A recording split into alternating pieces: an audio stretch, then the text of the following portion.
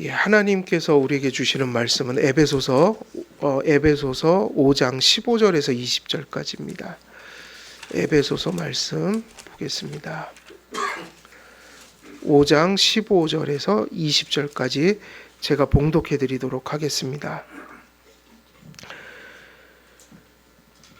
그런즉 너희가 어떻게 행할지를 자세히 주의하여 지혜 없는 자같이 하지 말고 오직 지혜 있는 자같이 하여 세월을 아끼라. 때가 악하니라. 그러므로 어리석은 자가 되지 말고 오직 주의 뜻이 무엇인가 이해하라. 술 취하지 말라. 이는 방탕한 것이니 오직 성령으로 충만함을 받으라. 시와 찬송과 신령한 노래들로서 서로 화답하며 너희의 마음으로 주께 노래하며 찬송하며 범사에 우리 주 예수 그리스도의 이름으로 항상 아버지 하나님께 감사하며 그리스도를 경외함으로 피차 복종하라. 아멘. 예, 오늘 말씀 17절에서 20절까지 말씀 중에 저희들 계속 술 취하지 말라 18절이죠. 이는 방탕한 것이니 지난 주일날 여기까지 말씀을 전했어요. 술 취하지 말라 이는 방탕한 것이니. 그리고 오늘은 이제 오직 성령으로 충만함을 받으라 이 말씀을 이제 함께 또 살펴보도록 하겠습니다. 술 취하지 말라는 말씀은 두 가지 의미를 다 담고 있다고 말씀드렸어요. 그러니까 술 취하는 것 자체도 경계하는 것이고, 그러나 술 취하지 말라는 것은 술 자체만을 의미하는 게 아니라 그 술 취하는 것을 넘어서서 술 취할 때 나타나는 그 심상이 있죠. 그것이 무엇일까요? 술 취함이 가리키는 것은 방탕함이에요.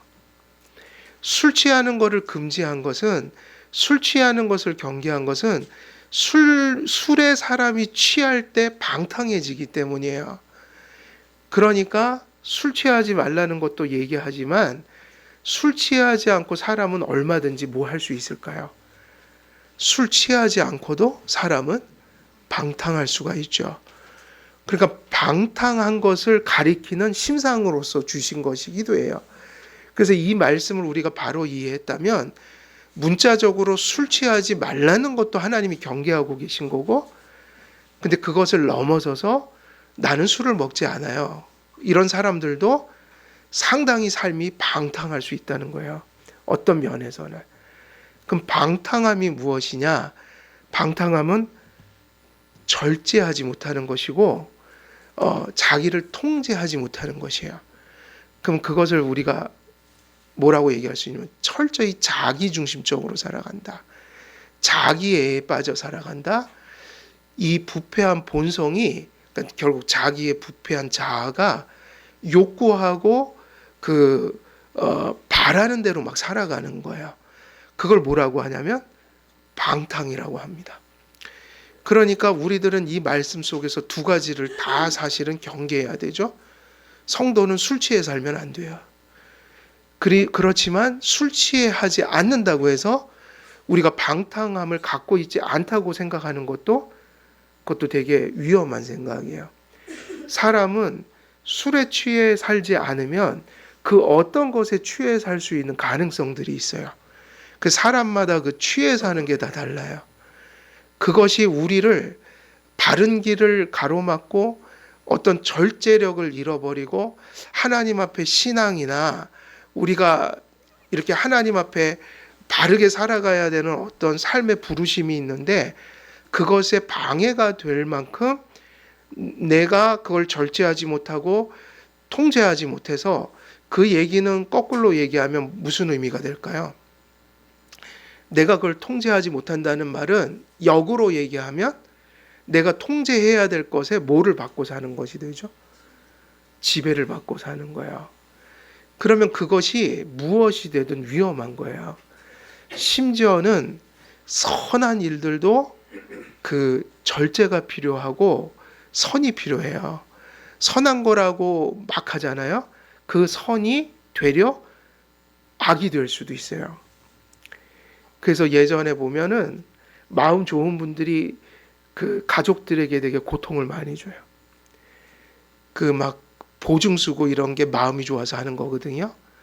근데 그것도 사실은 성경에는 하라고 그랬습니까? 하지 말라고 그랬습니까? 하지 말라고 그랬다고요. 보증을 함부로 쓰는 게 아니에요.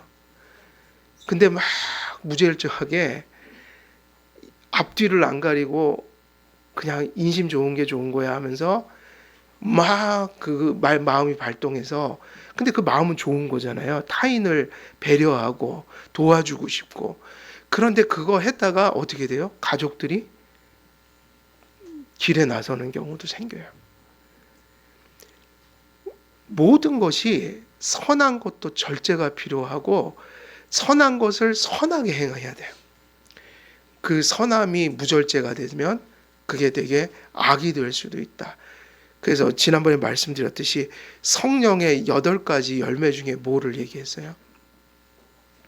절제. 절제. 절제야말로 그 모든 그 선한 가치들의 소금과 같은 역할이에요.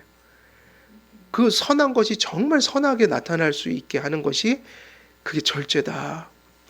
그래서 그 우리가 그러한 것을 방탕이라고 할 때 술 취함, 그리고 그걸 제휴법적으로 사용해서 방탕한 삶을 경계하고 있다. 그러면서 이 방탕한 삶에 대조된 삶을 뭐로 설정해놨죠? 여기 보면은 성령 충만으로 해놨어요. 이게 아니에요. 술 취한 사람이 술을 안 먹는다고 문제가 해결된 것은 아니다. 성도들이 술 취하지 않는 목적은 술 취하지 않는 것 자체에 안주하기 위해서 술을 안 먹는 게 아니란 말이에요. 그러니까 금주나 금연은 성도들만 하는 게 아니라 지금은 누구도 많이 해요. 안 믿는 사람들도 다 금주가 옳다고 하고 있고 금연이 옳다고 생각해서 회사 같은 곳에서는 이게 페널티를 줘요. 담배 피고 이러면. 그러니까 그 수준에 머물러 있으면 안 되고, 술 취하지 아니하는 것은 단지 술 취하지 않는 걸 위해서 하는 게 아니에요. 성도는 좀 달라요, 목적이. 그럼 성도는 무엇에 이르기 위해서 술 취하지 않는 거죠? 그러면 성령의 무엇을 받으라? 그렇죠.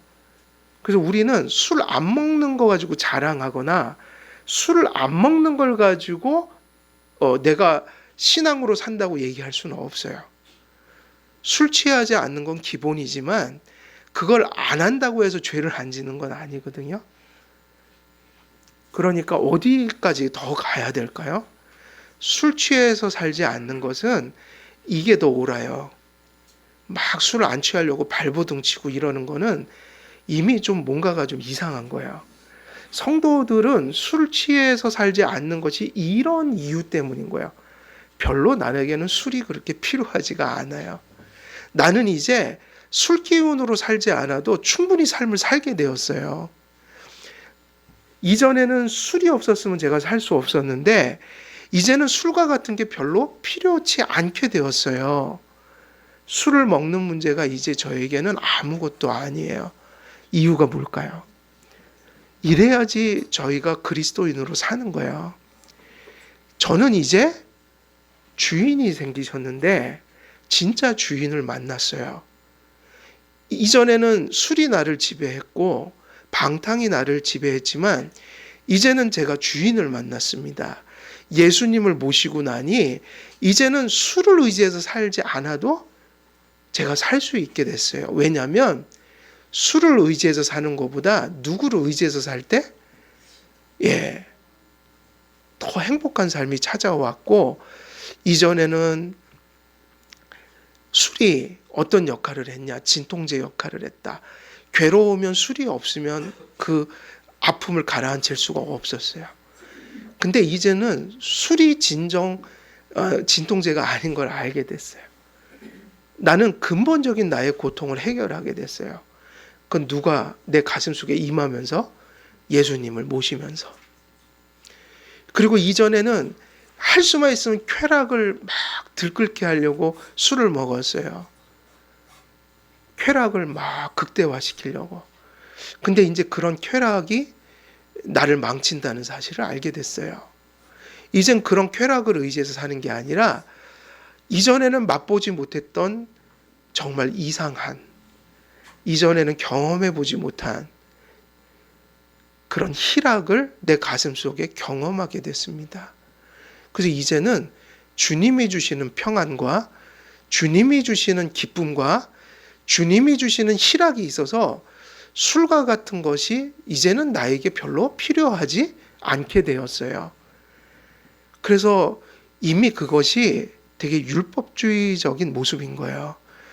술을 먹느니 안 먹느니 하면서 그걸 가지고 발버둥을 치고 먹느니 마느니 논쟁하고, 그게 성령의 능력으로 술을 안 먹는 게 아니라고요. 술이 나에게 차지했던 가치와 위치가 주님이 주시는 것으로 바뀌지 않으면 그거는 그냥 세상 사람들이 금주를 하는 거지, 술 취하지 않는 것이 경건이 될 수는 없단 말이에요.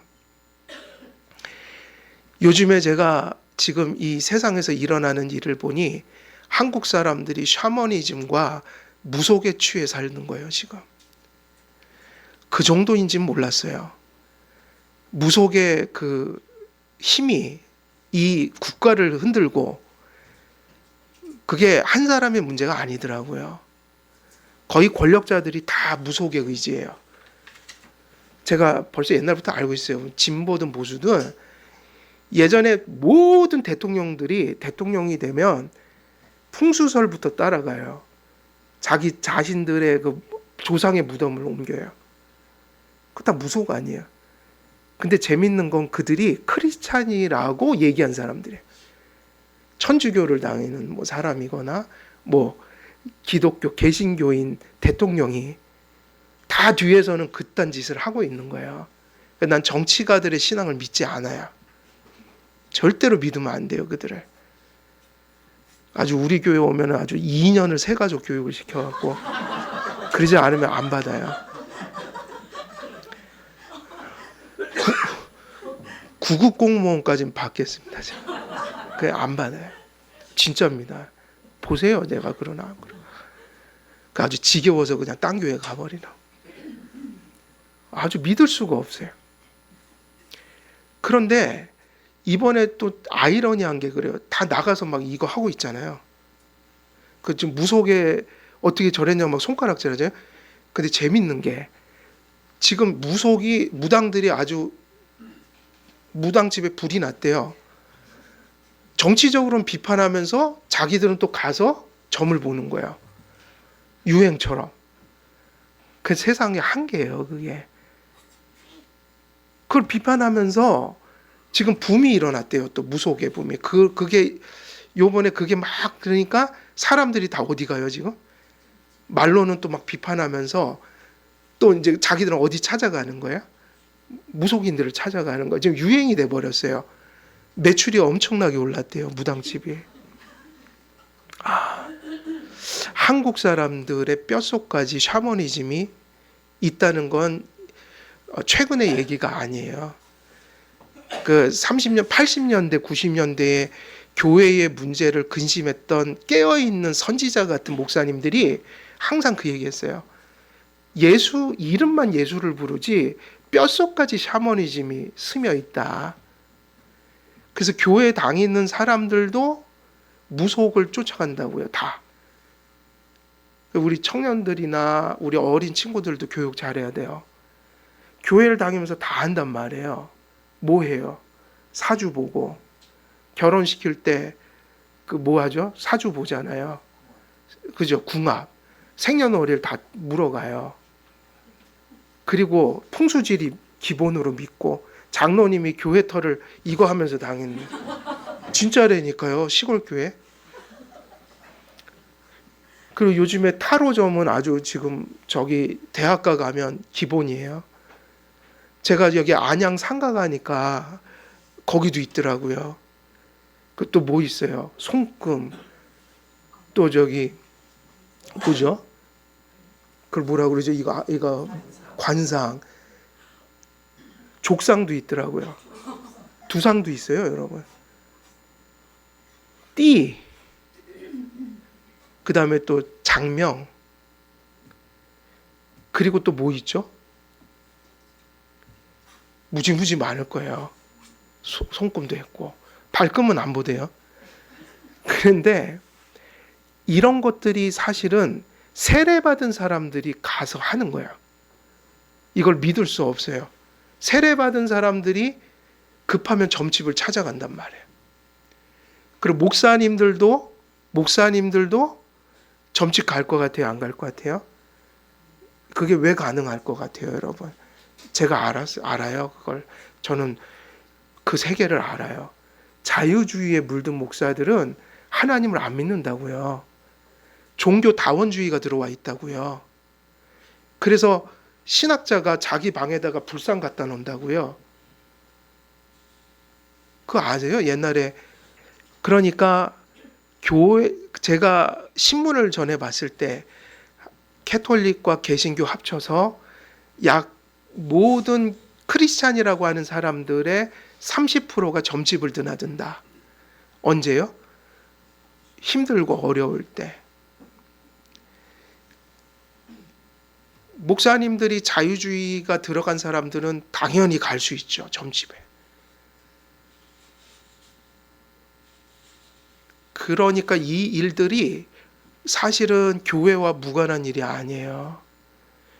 지금 한국은 지금 보니 뭐에 취해 살고 있는 거예요? 사람들이, 정치가들이 샤머니즘에, 무속에 취해 산다. 그러니까 꼭 사람이 술에만 취해 사는 건 아니에요. 무속에 취해 살더라, 한국 사람들이. 그 취할 수 있는 건 많아요. 술만이 아니에요. 근데 그걸 제유법적으로 뭐를 가리킨다고요? 술 취하는 거. 그 모습들이 술 취한 자의 방탕함과 유사하더라, 이 얘기예요. 그래서 그런 얘기를 하고 있다. 그러므로 우리는 어디로 가야 할까? 술 취하지 말라, 이는 방탕한 것이니 하고 어디로 가지 않았어요? 그러니까 술을 안 먹으면 된다, 이 얘기를 한 게 아니라 그 정도의 얘기를 하는 게 아니에요. 거기에는 답이 없어요. 어디로 가야 돼요? 술 취하지 말라의 반대로 가려면 어디로 가야지 술 취함의 방탕을 벗어날 수 있을까요? 술 취하지 말라의 반대는 술 취하지 않는 게 아니라 성령의 충만함을 받아야 돼요. 그러니까 술을 안 먹더라도 경건해서 안 먹어야 돼요. 그래서 우리 속으면 안 돼요. 요즘에 금식하는 줄 알았더니 다이어트 하고 있는 거예요. 그래서 이제 우리는 경건하시네요. 금식하고 계시네요. 근데 그건 경건하고 아무 상관이 없는 거예요. 똑같은 얘기잖아요. 술 취하지 않는 거 건강 위해서 그럴 수도 있어요. 뭐 여러 가지 이유일 수 있어요. 안 믿는 자들이 우리보다 더 금연에 있어서는 깔끔할 수도 있어요. 근데 우리는 그 반대를 그래서 도덕주의로 가면 안 되고 신앙으로 가야 한다. 그러면 뭐가 답이냐면 성령의 충만함을 받아야 합니다. 그래서 술은 인간의 그 타락한 본성이 욕망하는 것들을 분출하게 만드는 그런 용도인 거예요. 그러니까 술을 먹을 때 왜 먹느냐를 물어봐야 돼요. 그래서 술은 두 가지인데 적극적으로는 이런 역할이 쾌락을 자극하기 위한 거예요. 쾌락을 막 자극하려고 하는 거예요. 그런데 이것의 소극적인 역할은 뭐냐면 삶이 고단하잖아요. 괴롭잖아요. 그러니까 고통을 잇는 진통제 같이 여기는 거예요. 그래서 한편으로는 뭔가는 즐거우려고 먹고 한편으로는 괴로워서 먹고 이 두 가지예요. 딱 요약하면 그래요. 로이드 존스 목사는 의사였거든요. 뭘 강조했냐면 진통제의 역할을 많이 강조했어요. 삶이 힘들다. 술의 그 알코올이라는 것의 그 물질을 분석해 보면 자극제보다는 진통제 역할에 더 가깝다. 로이드 존스 목사는 의사였으니까. 근데 제가 보기에는 둘 다예요. 사람은 괴롭지 않으면 또 괴롭지 않아서 먹는 사람들 보면 그러니까 그분들이 먹는 거는 이유가 없어요. 왜냐? 즐거우면 즐거워서 먹어야 된다는 거야. 야, 오늘 한 잔만 딱 하자. 이유가 뭐야? 오늘 같은 날 안 먹으면 언제 먹겠냐? 즐거워서. 그 다음 날은 또 이제 여보 먹지 마. 그럼 뭐라 그러겠어요? 야, 오늘만은 먹어야겠다. 어제는 즐거웠는데 오늘은 너무 괴로워. 괴로운데 어떻게 안 먹겠어? 즐거워서 먹고 괴로워서 먹고. 그래서 이 모든 것들이 결국은 이게 의존성이라는 거거든요. 그걸 얻기 위해서 의존하고 사는 거예요. 그래서 사람들은 쾌락을 자극하기 위해 술을 마시기도 하고 고통과 슬픔을 잊기 위해서 술을 마시기도 합니다. 사람들은 이런저런 이유로 술을 결국은 이렇게 사는 걸 뭐 한다고 그러죠? 의지해서 산다. 근데 이 술이 통제력을 잃을 정도로 먹고 사는 분들은 이미 지배 속에 있다. 근데 그 인격을 우리의 육신과 영혼을 이렇게 술에 통제되지 않을 정도로 의탁해서 사는 것은 죄인 거예요. 우리는 맑은 정신으로 살아가야 돼요. 근데 맑은 정신이 되려면 누굴 의지해야 될까요? 누굴 의지해야 돼요? 주님을 의지해야 된다고요. 바울은 단지 술 취함을 금하는 것으로 멈추지 않아요. 그렇기 때문에 더 적극적이고 긍정적인 성도의 생활 원리를 제시합니다. 성도는 술 취하지 말아야 하며 동시에 술 취하지 않는 상태에 머물러 있는 것이 아니라 사실은 누구의 지배를 받아야 합니까? 술의 지배를 받고 사는 게 아니라 술 기운으로 사는 게 아니라 성령의 지배를 받아 살아야 돼요. 가끔 남녀가 만나서 이제 중대한 이제 자기 배필을 이제 딱 정할 때 술 기운으로 뭐 고백을 한다. 그런 사람 만나지도 마세요. 그 중대한 일을 술 기운으로 하면 그건 거짓말일 수도 있잖아요. 가장 또렷한 정신으로 기도하고 가장 맑은 영으로 깨끗한 모습으로 고백하고 결정하고 이렇게 서로 만나는 게 이게 정상이라고요. 뭘 받아야 돼요? 성령의 충만함. 정혜선 자매하고 우리 성도님은 성령 충만함 속에서 만나가고 결혼하니까 얼마나 좋습니까? 정말로 이 믿음으로 만났어요. 진짜 저 보세요. 얼굴 확신이 차 있잖아요. 그리고 둘이 얼마나 사랑하는지 몰라요. 보니까 진짜 아끼고 존중하고 사시는 것 같아요. 그죠? 그래서 모든 것을 누구의 충만함 속에서 이렇게 해가야 돼요? 성령 충만함이요. 술 취하지 말아야 하는 이유는 사실은 성도님들은 성령의 충만을 받기 위해서 그래야 하는 것이에요. 성도는 술에 의지해서 살아가는 일을 그만두어야 하는 동시에 성령을 의지해서 사는 일이 나타나야 되는 거예요. 술에 취해 악한 열매를 맺는 일을 멈추고 성령에 충만하여 선한 열매를 맺어야 합니다. 기독교에서 선한 열매는 성령 충만을 벗어나서는 나타날 수가 없어요. 왜냐? 윤리 도덕이 아니라고 그랬잖아요. 단지. 근데 성령의 지배를 받은 것에서 나타난 열매만이 그 경건의 열매라고요. 그래서 단지 도덕적인 착함과 성령이 주시는 열매는 구별할 수 있어야 돼요. 이건 다른 겁니다. 선한 열매는 단지 술에 취하지 않는다고 얻을 수 있는 것이 아닙니다. 선한 열매는 성령의 충만함을 받아야지만 나타나는 거예요. 술을 먹는 문제로 고심하는 상태는 결코 경건한 성도의 모습이 아니에요.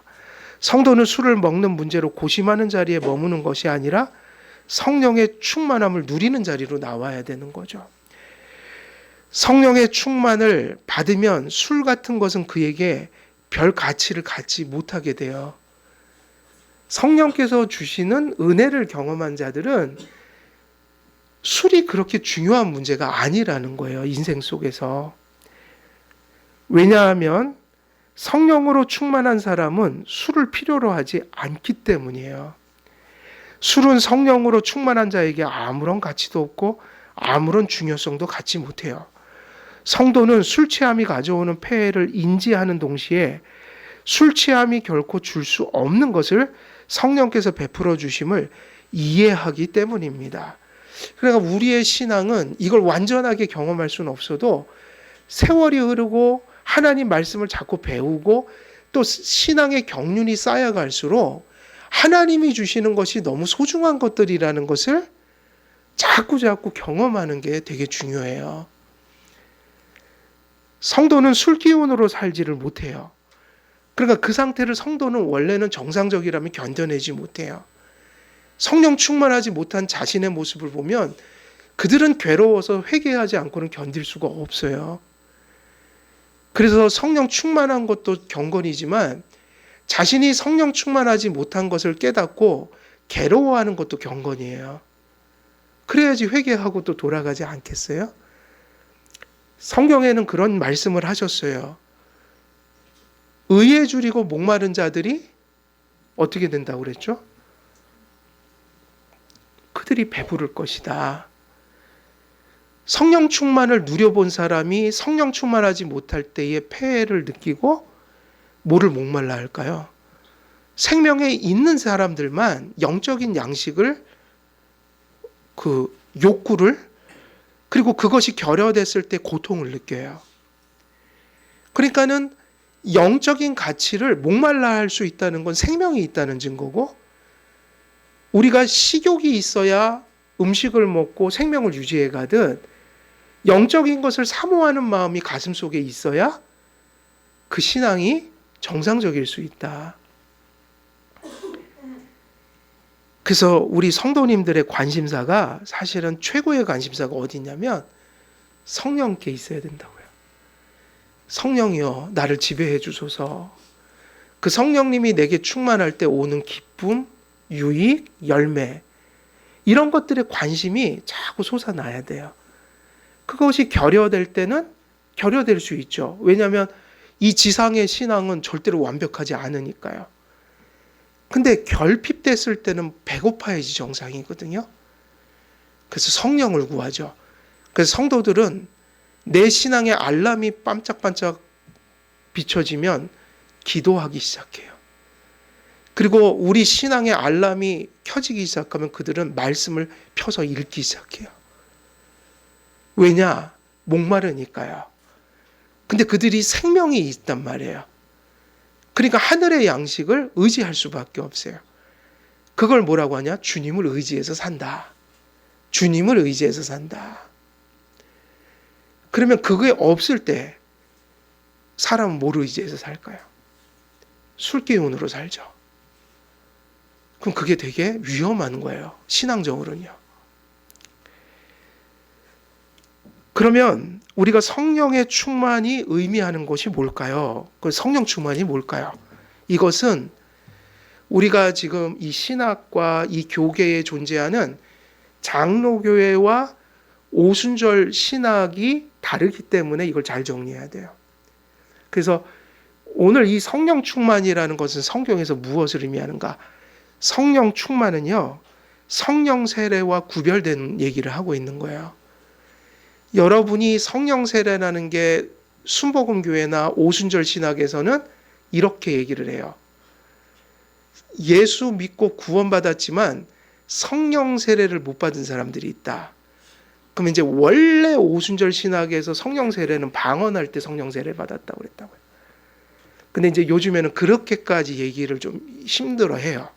워낙 비판 세력이 많아져 갖고, 그리고 이제 성도들의 수준이 올라가서 성경을 정상적으로 읽으면 그 정도까지 하면 좀 이상하게 생각해요. 근데 원래 순복음 신학은 방언이 그런 의미를 가졌다고요. 성령 세례를 받은 사람이 받는 게 그 표적이 방언이었어요. 그리고 최소한 산에 가서 내가 예수 믿었다고 되는 게 아니라 이렇게 뭔가 그 강렬한 체험이 있죠. 그걸 성령 받는 체험이라고 그랬다고요. 뭐 불 받는다, 뭐 환상을 보고, 뭐 입신을 하고, 뭐. 근데 그것은 장로교에서는 거의 이단에 가까운 얘기예요. 장로교는 그렇게 가르치지 않아요. 장로교에서 성령 세례는 뭘까요? 여러분이 예수님을 믿은 것 자체가 성령 세례를 받은 거예요. 성령을 받은 것은 내가 예수님을 믿는 믿음이 생긴 시점이 있죠. 우리가 그동안에 배워왔던 대로 하면 말씀 듣는 어떤 순간에 성령님이 믿음을 주실 때 내가 그때가 거듭난 순간이고 그 순간이 회심한 순간이며 그 순간이 물론 거듭남은 무의식이니까 그것이 나타나는 게 회심이지만 그러니까 한마디로 이렇게 이해하시면 돼요. 내가 믿으면 뭘 받은 거예요? 성령 세례. 그래서 우리 안에 누가 내주하신 거예요? 그래서 성경에서 바울은 이렇게 얘기했다고 성령 받은 걸 체험하고 이런 게 아니라 누구든지 성령이 아니고는 예수를 뭐라 할 수가 없느니라. 또 양자의 영을 받지 못하면 양자의 영을 받은 사람들이 누구를 뭐라고 부르짖는다고요? 아바, 아버지라. 그럼 이 믿음이 있으면 성령님이 여러분은 받은 거예요. 그리고 언제 받았냐? 믿을 때요. 성령 세례를 언제 받으신 거예요?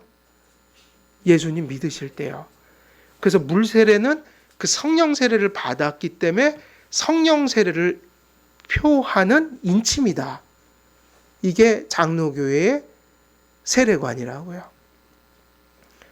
그러니까 성령 세례는 일생에 몇 번 받는 거예요?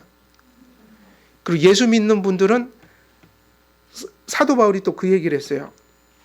너희가 모두 한 성령으로 한 성령을 마셔서 몸이 되었다. 그럼 그리스도의 몸의 구성원인 이상 성령을 마시지 않은 사람은 없다. 거긴 보편성으로 얘기했다고요. 특정한 사람들이 아니에요. 그러니까 1등 신자는 누가 성령 세례 받은 사람이 있고 구원받았지만 아직은 성령을 체험 못한 사람이 이게 아니라 바울은 뭐라고 그러냐면 교회의 지체가 된 모든 사람들이 뭐를 받았다고 그래요? 성령을. 한 성령을. 그래서 예수님 믿는 분들은 다 성령 세례 받은 거예요. 그 성령 세례는 반복으로 받아요? 단회적으로 받아요? 한 번이에요. 끝이에요. 그래서 다른 말을 쓰기 시작해요. 성령 세례와 구분된 거. 시작이 아니라 시작된 사람들에게 무슨 말을 쓸까요? 내 안에 이미 받은 성령, 모신 성령, 내주하신 성령. 근데 그 성령이 이제 성령 세례를 주시고 이미 내주하셨지만 이제 그걸 받은 사람들에게 이제 너희들은 이걸 받아야 돼 라고 얘기하죠. 성령 세례와 구별해서 그게 뭘까요? 성령 충만이에요. 이제 거기서부터는 이런 얘기가 되는 거죠. 이제 성령이 영원히 나를 떠나지 않으시니까 내 안에 계셔서 내가 이제 성전이 됐지만 그러니까 성령의 뭐를 받고 살라는 얘기를 계속하는 거죠. 지배를요. 근데 우리는 죄성이 있어서 성령님께 깊은 지배를 받을 때가 있지만 어쩔 땐 또 금방 누구의 지배를 벗어나려고 해요. 어쩔 때는 지배 속에 있기도 하고 어쩔 때는 반항 속에 있기도 해요. 그러니까 성령 충만은 한 번으로 끝나는 게 아니라 받았다가 못 받았다가 성령 충만이 깊어졌다가 얕아졌다가 결국 성령 충만은 무엇을 의미하냐면 내 안에 계신 성령님께 내가 얼마나 깊은 지배력 속에 지금 예배하고 생활하느냐. 그래서 성령 충만은 어떻게 추구해야지 맞을까요? 한 번 받고 끝나는 게 아니라 죽을 때까지 계속 충만하려고 노력을 해야 돼요. 은혜의 수단을 통하여. 이것이 뭐다? 성령 충만이다. 그 성도들이 술 취해서 사는 게 아니라 술의 지배를 받고 사는 게 아니라 누구의 지배를 받고 살라고 바울이 얘기하고 있는 거예요? 그냥 이 얘기하고 다를 바가 없는 거예요. 특정화시키면 안 돼요. 너희가 성령의 전인 줄을 모르냐 그랬죠. 똑같은 얘기하는 거예요. 지금 같은 얘기라고요. 너희가 어찌 성령의 전인데 너희 몸이 성령이 거하시는 전인데 그렇게 살면 안 되지. 다시 성화의 회개를 하면서 성령님께 깊은 지배력을 그 지배력 속에서 지배받으면서 살아가라. 요게 성령 충만이라고요. 그래서 성령 세례는 성도가 그리스도 밖의 존재로부터 그리스도 안의 존재로 거듭나고 회심할 때 처음 받는 걸 뭐라고 부른다고요? 성령 세례. 그리고 성령 세례는 그런 의미에서 과정적일까요? 단회적일까요? 단회적이다. 예수 그리스도를 믿고 회심한 그 모든 성도는 다 성령으로 세례를 받은 사람입니다. 그래서 고린도전서 12장 13절에 이런 얘기를 해요. 우리가 유대인이나 헬라인이나 종이나 자유자나 다 한 성령으로 세례를 받아 한 몸이 되었고 그랬죠. 또 다 한 성령을 마시게 하셨느니라. 여기서 성령 받은 사람들은 누구를 가리키는 거죠? 이 앞에 나왔죠. 한 몸. 그럼 여기서 성령을 마신 사람들은 특정한 사람들이 아니라 그 사람들이 교회인 이상 다 누구를 마셨다고 표현했어요. 그래서 성령 세례 안 받은 성도는 존재할 수가 없어요. 우리가 물 세례를 주는 거는 성령 세례를 가리키는 거라고요. 한 몸, 곧 교회의 일원이 된 사람들은 다 성령으로 세례를 받은 사람이라고 할 수 있습니다. 그래서 제가 다니던 장로교회들도 다 은사주의가 돼버렸잖아요. 그래서 놀랍게도 장로교회에서 놀랍게도 제가 다니던 교회에서 계속 그래갖고 저를 괴롭혔어요. 성령 세례 받아야 된다고 자꾸 믿고 있는데 그 집회하고 부흥회 오고 또 갈 때마다 계속 성령 세례를 구하는 거야. 야, 이미 받은 거를 못 받았다고 하니 얼마나 두렵고, 또 다른 분들은 자꾸 성령 세례 받고 있는데 막 뒤집어지고 뒹굴고 그러는데 나만 멀뚱멀뚱 있으니 이게 불안해서 살 수가 있냐고요. 그러니 성령 세례 달라고 얼마나 구했는지. 바보예요, 바보. 분별력이 없으니까 그런 걸 쫓아다닌다고요. 그리고 목회자들이 그런 건 죄악이에요. 여기 지금 성경에 뭐라고 그랬어요? 다 한 성령을 마셨다. 한 몸이에요, 한 몸.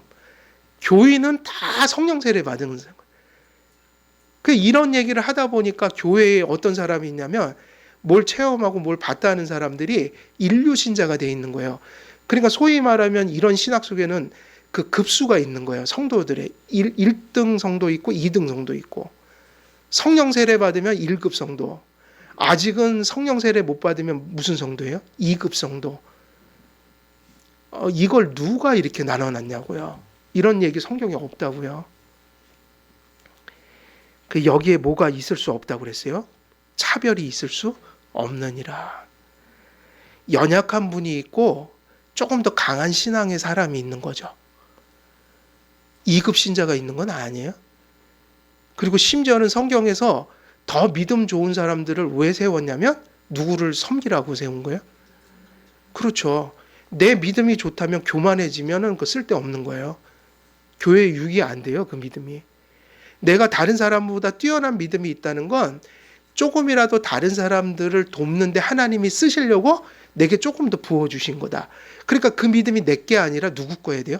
그 교회론이 중요한 거예요. 교회에 누군가가 더 받았다는 것은 교회가 돼버리면 타인을 위한 거기 때문에 평준화가 돼버립니다. 그 사람이 다른 사람들을 위해서 일하는 거예요. 이해되시죠? 그러니까 누가 높고 낮음이 아니에요. 그래서 절대로 교만하면 안 돼요. 겸손해야지. 우리에게 믿음을 주셨다? 우리가 어떤 사람보다 믿음이 강하다? 하나님이 교회를 세우기 위해서 그 사람에게 조금 더 부어준 건 그것을 약한 자에게 흘려보내기 위한 거다. 그럼 흘러가면 어떻게 될까요?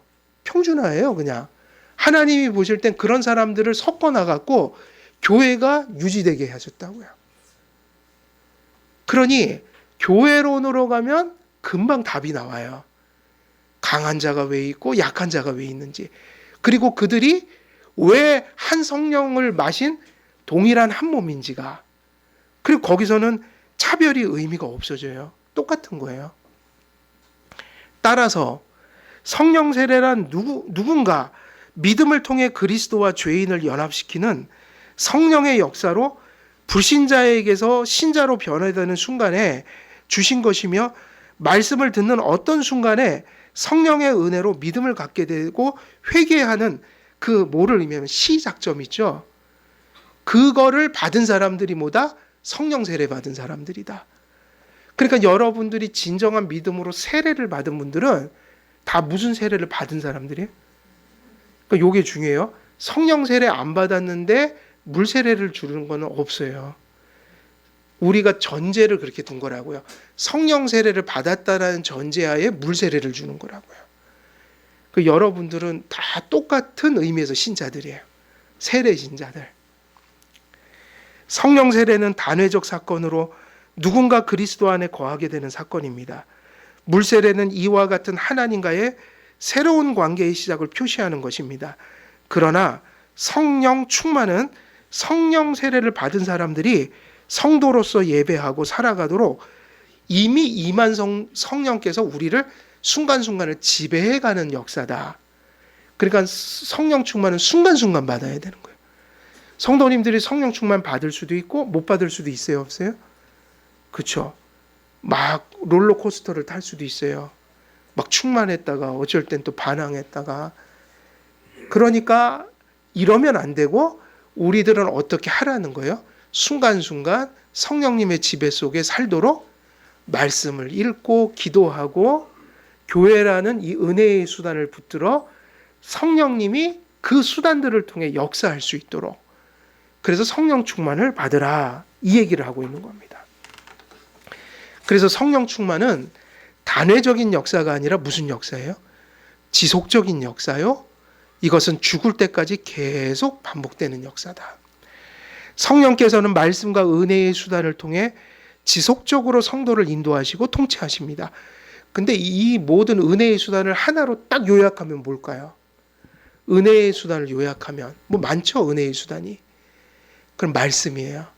이게 제일 중요합니다. 성령님이 무엇을 통해서 믿음도 주시고 회개도 주시고 성도들의 성화도 주실까요? 그러면 성령님은 언제나 성경을 가지고 역사하세요. 하나님 말씀이요.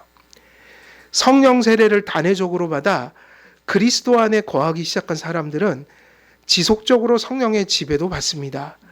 우리의 인격이 말씀으로 통치하시고 인도하시는 성령의 지배 속에 있을 때 그 믿음이 유지되고 진보합니다. 성도의 인격은 성령의 지속적인 지배 속에 있을 때만이 그리스도와 친밀한 교제를 나눌 수 있게 돼요. 그리스도와의 교제와 연합은 언제나 누구를 통해서 이루어지는 거예요? 말씀을 가지고 역사하시는 성령을 통해서. 그래서 개혁주의자들이 항상 그걸 강조했다고요. 성령님이 이 땅의 오순절 그 사건 속에서 이제 교회에 오셨잖아요. 오신 목적이 뭐냐면 말씀을 통해서 성령께서 그리스도와 연합시키기 위한 띠로서 오셨다. 띠라고 그랬어요. 그래서 성령이 충만한 곳에, 말씀이 충만한 곳에 누가 충만하실까요? 예수 그리스도가 충만하신 거예요.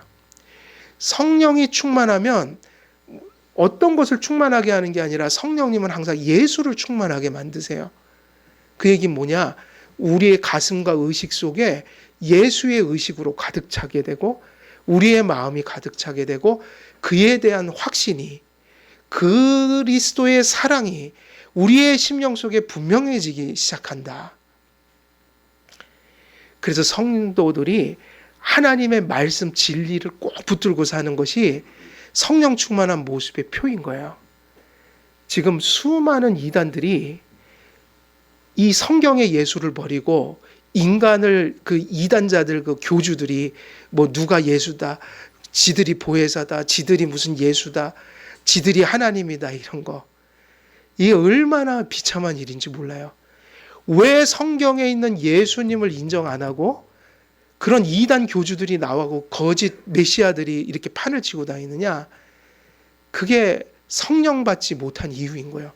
왜 성경을 그렇게 해석하고 왜 이단에 빠지고 왜 그런 것을 위해서 자기 인생을 허비하고 다니느냐? 성령을 받지 못했기 때문이에요. 성령 받지 못한 증거 하나가 있어요. 공교회의 성경 해석과 하나님이 세우신 공교회의 교리를 고백할 수 있는 믿음이 생길 수가 없어요. 이유가 뭐냐면 성령이 그들 속에 없기 때문이에요.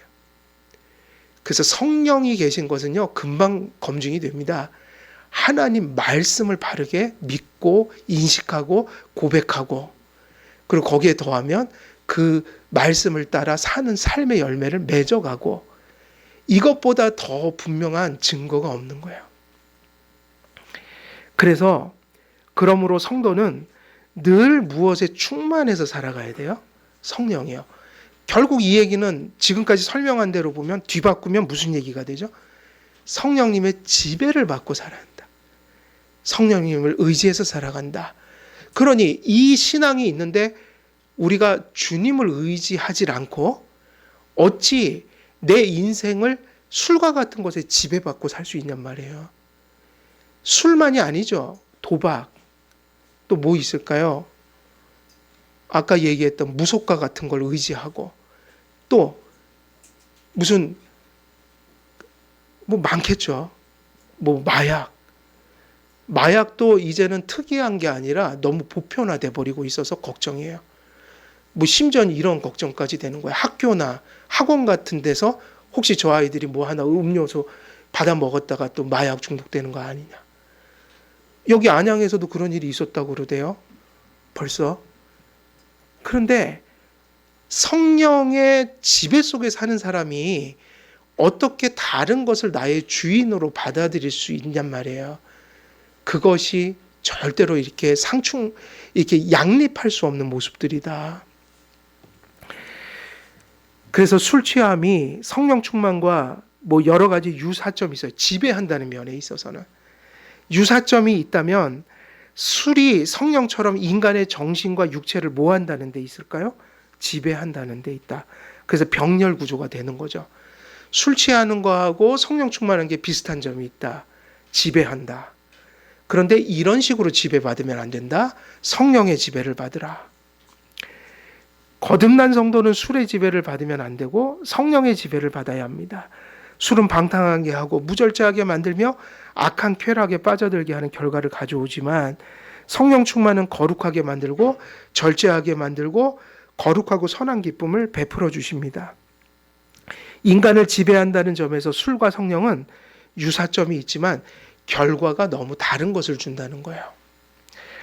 이처럼 성령 세례를 받아 믿음을 갖게 된 성도들에게 바울이 성령의 충만을 받으라고 명령할 때 이 명령은 현재 수동형 명령으로 지속적으로 받는 것을 표현하고 있어요. 그러니까 여러분은 성령 충만을 어떻게 받아야 돼요? 며칠 받고 몇 년 받는 게 아니라 죽을 때까지 순간순간 지속적으로 매일매일 받아야 돼요. 성도들은 하나님 나라에 입성할 때까지 늘 성령 충만을 받아야 합니다. 그러니까 결국 여러분들이 이렇게 예배드리고 또 시간을 쪼개서 성경 공부도 하고 또 때로는 기도도 하고 또 교회가 아니라 또 여러 가지 사정상 집에 머물러 있을 때 혹은 일터에서 끊임없이 하나님께 마음으로 기도하고 의지하는 마음을 갖는 게 왜 중요하냐면 그것이 성령 충만을 받는 유일한 길이기 때문인 거예요. 삶 자체가 모든 것이 무엇을 하고 있든 어디에 초점이 가 있는 거예요? 성령 충만을 의지하는 거예요. 하나님, 성령님, 저를 인도해 주옵소서. 학생들은 공부하면서 성령 충만 받아야 되고, 직장인들은 회사 가서 성령 충만한 가운데서 제가 일하게 해주세요 해야 되고, 무슨 일을 하든 어디에 있든 이것이 우리의 관심사이고 이것이 신앙의 싸움인 거예요. 무엇인가에 끊임없이 우리를 취하게 만들려는 세상과 끊임없이 성령의 지배 속에 들어가려고 하는 이 두 가지를 우리가 싸워가고 있는 거다. 결국 이걸 잘하는 거를 뭐라고 하는 거예요? 뭐가 좋다고 하는 거예요? 믿음이 그 사람 훌륭합니다. 이 얘기를 하는 거예요.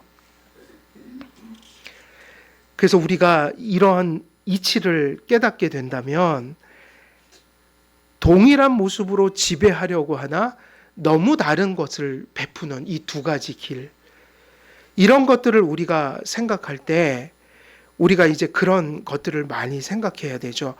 우리가 목말라 하는 것 속에 우리의 정체성이 있다. 우리가 목말라 하는 거 있잖아요. 물론 이런 물도 목말라 하죠. 그리고 현실적인 것도 우리는 목말라 하죠. 그러나 항상 뭐가 있다는 거예요? 궁극적 가치가 있고 우선순위가 있다.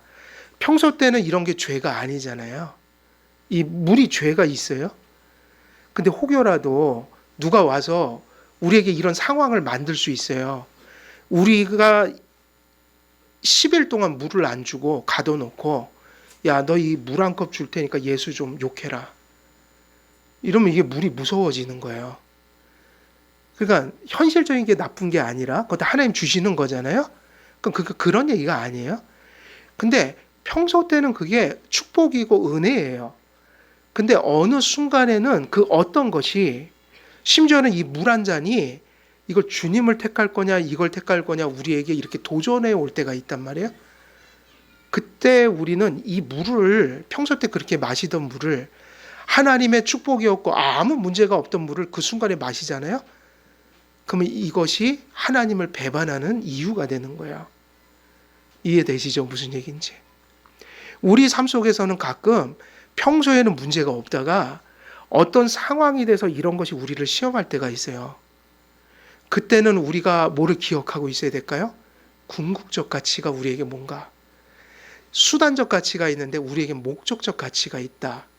그래서 평소 때는 그렇지만 이것이 어떤 문제를 가져올 때는 우선순위가 분명해야 한다. 우선순위. 이것을 우리가 만약에 버리면 그게 이것에 취해 사는 것이 될 수 있어요.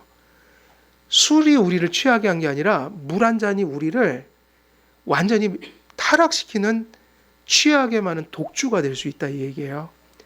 그러니까 심지어는 자녀도 뭐가 될 수 있는 거예요? 하나님 앞에서는 시험거리가 될 수 있는 거죠. 이것을 잘 이해하고 사시면 돼요. 그래서 우리가 항상 이런 것을 돌아봐야 합니다. 우리가 도대체 목말라 하는 것이 무엇인가? 궁극적 관심사, 물을 목말라 할 수는 있지만 그런 의미가 아니라 정말 우리가 중심에 두고 사는 거, 그 1계명, 나 외에 다른 신을 너희에게 두지 말라. 그래서 내 중심에 원래 이 자리에 계셔야 될 분이 오시잖아요. 그리고 오신 분이 나를 지배한다. 성령 충만. 그러면 금방 이런 문제들이 해결될 수가 있어요.